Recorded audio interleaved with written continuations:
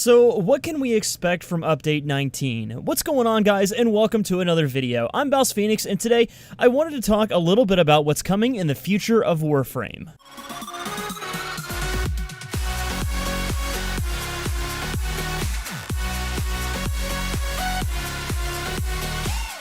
So here's what we know so far. U19 is going to bring a ton of stuff with it, some of which we've seen already, and some of which we're waiting for currently.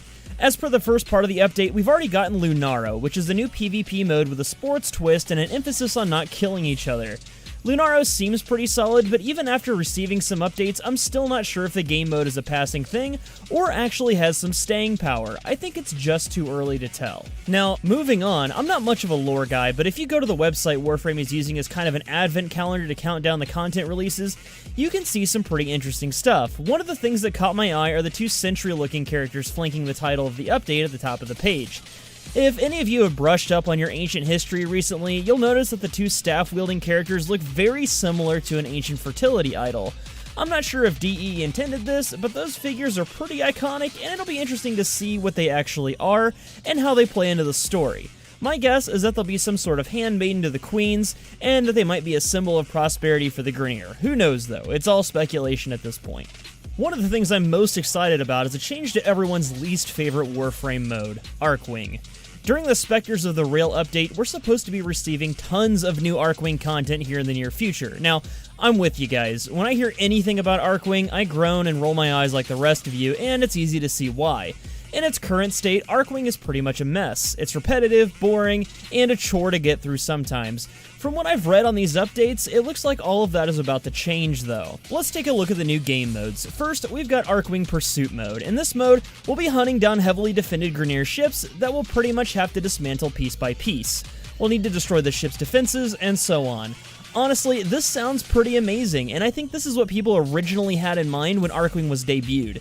They wanted to see large-scale ship battles in space, not play the same missions they already do in zero gravity with a set of wings attached to your back. I think this mode alone is going to do a lot for Archwing. The next mode they're planning to implement is called Archwing Rush Mode. This one sounds pretty amazing as well, and like it'll have a bit of an arcade feel to it.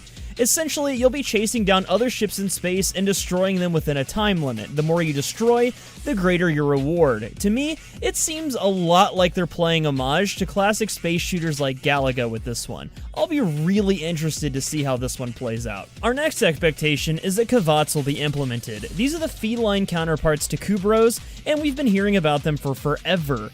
The closest we've gotten to actually seeing what they'll be like is through the Grineer Hayaka Masters. You know, those crazy cat ladies with flamethrowers. Anyway, I'm pretty excited about these, but I honestly plan on just using them to make my Lisette feel a little more lively.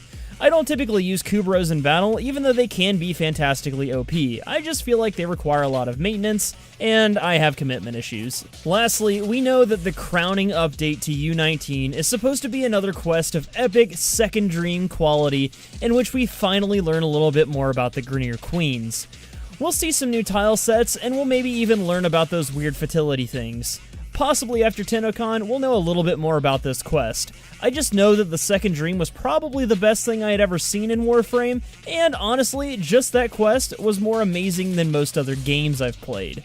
It'll be hard to top that, but I think they can do it. And that's about all I can garner from the information we have right now. I'm pretty excited to see what the rest of U19 will bring, but in the meantime, I'd like to get a discussion started. Tell me, what are you looking forward to most in U19? Did I miss anything? And what are some speculations you guys have on the lore? Let me know in the comments. I'm BouseFeenux signing off for now. I'll see you guys in the next video, and as always, thank you so much for watching.